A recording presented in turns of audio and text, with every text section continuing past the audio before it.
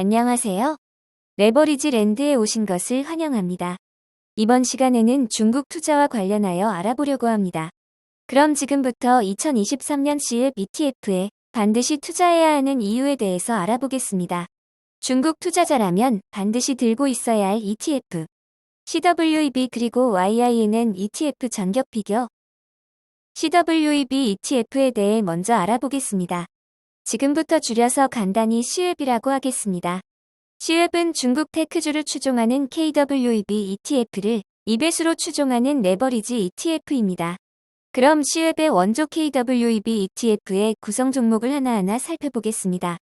보시는 바와 같이 텐센트, 알리바바, 징동닷컴, 바이두, 메이투안 등등 중국 굴지의 테크주 종목들이 골고루 포진되어 있는 것을 볼 수 있습니다. 상위 10개 종목의 비중은 무려 65.5%를 차지하고 있으며 그 중에서도 방금 언급한 5개 최상위 중국 기술주 기업들의 비중이 과반에 가까운 것을 볼 수 있습니다. 텐센트, 알리바바, 징동닷컴, 그리고 중국의 네이버, 바이두, 마지막으로 중국 내에서 독점적 지위를 자랑하는 배달 플랫폼 메이투안까지 중국의 4차 산업혁명을 선도해 나갈 기업이라는 사실에 의심의 여지가 없어 보입니다. 하지만 모두가 아시는 바와 같이 CWEB의 주가는 올 한해 처참하게 이를 데 없이 무너져 내렸습니다. CWEB은 작년 2월 고점을 찍은 후 무려 95%가 넘게 대폭락하였습니다. 2배수 레버리지 ETF가 이렇게까지 대폭락한다는 것은 매우 이례적인데요. 그 원인에는 CWEB의 20% 비중을 차지하는 기술주 원투펀치인 알리바바와 텐센트의 3분의 1 토막이 넘는 대폭락이 큰 역할을 했다고 보여집니다. 지난 10월 시진핑 정권의 사면임 확정 후 저점을 찍으며 최근 3배 가까이 급반등하기는 하였으나 여전히 CWEB은 2022년 가장 크게 폭락해 있는 기술주 ETF입니다. 다음으로 중학개미들이 많이 투자하고 있는 3배수 레버리지 ETF인 YINN의 구성 종목에 대해 알아보겠습니다.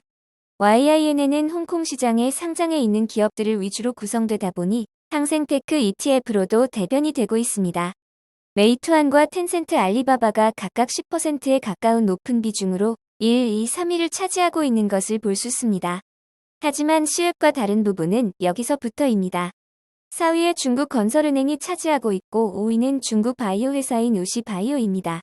그 밑으로도 은행과 증권사 등등을 포함하며 홍콩 시장에 상장되어 있는 상위 기업들을 골고루 담고 있는 것이 YINN입니다. 결론적으로 말해서 기술주에만 국한되어 있지 않고 전 업종에 걸친 항생 지수 내 최상위 기업들을 담고 있다고 볼 수 있을 것 같습니다. YIN의 ETF의 주가 그래프도 CWEB과 마찬가지로 올 한해 처참하기 그지없는 모습입니다.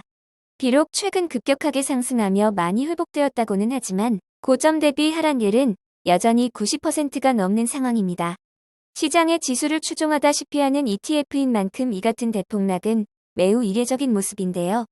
하락폭이 컸던 만큼 그 반등 회복에 대한 기대도 큰 ETF라 하겠습니다. 2배수 레버리지 ETF인 CWEB은 올 한해 3배수 ETF를 통틀어서도 가장 높은 하락률을 기록하고 있습니다.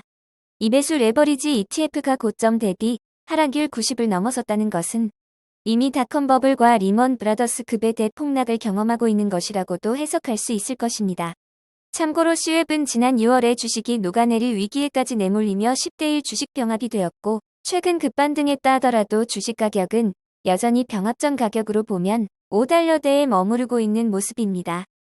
YINN 역시 여전히 고점 대비 하락률 93.04%를 기록하고 있으며 이는 불주와 라부를 제외하고 3배수 레버리지 ETF 중에서도 가장 높은 하락폭입니다.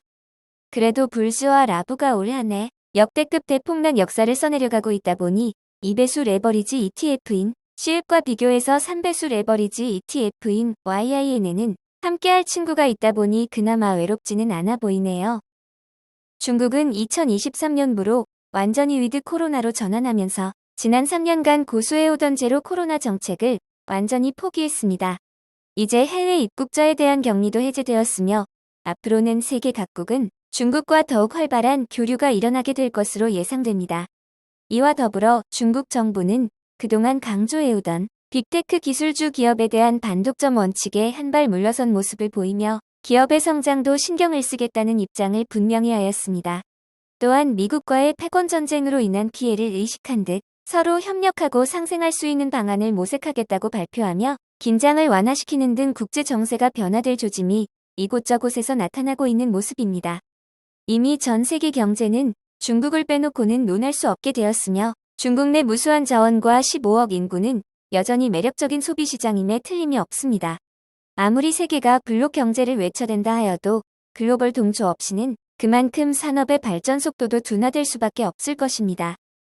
중국은 지난 몇 년간 제로 코로나 정책으로 인해 경제에 큰 타격을 입었으며 주식시장만 놓고 보았을 때 대다수 빅테크 기술주 기업들은 전통 가치주만도 못하게 주가가 하락해 있는 것이 현실입니다. 골이 깊은 만큼 산도 크다고 했습니다.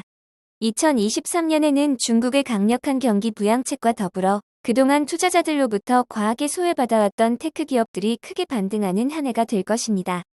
텐센트와 알리바바 그리고 바이두 등은 여전히 극강의 AI 기술력을 앞세워 반도체 산업, 로봇 산업, 클라우드 모빌리티 산업 등등으로 영역을 확장하며 지금 이 순간에도 기술 개발에 온 힘을 쏟아붓고 있습니다. 중국의 4차 산업혁명에 관심이 있는 투자자라면 올 한 해는 CWEB ETF를 주목해야 한다는 것이 저의 개인적인 의견입니다. 낙폭과다가 컸던 만큼 되돌림 또한 그만큼 빠르고 가파를 것이라고 확신합니다. 오늘의 영상이 여러분의 투자에 조금이나마 도움이 되셨기를 바라며 레버리지 랜드는 내일도 계속됩니다. 영상이 도움이 되셨다면 구독, 좋아요, 알림 설정 부탁드려요. 감사합니다. 행복한 하루 되세요.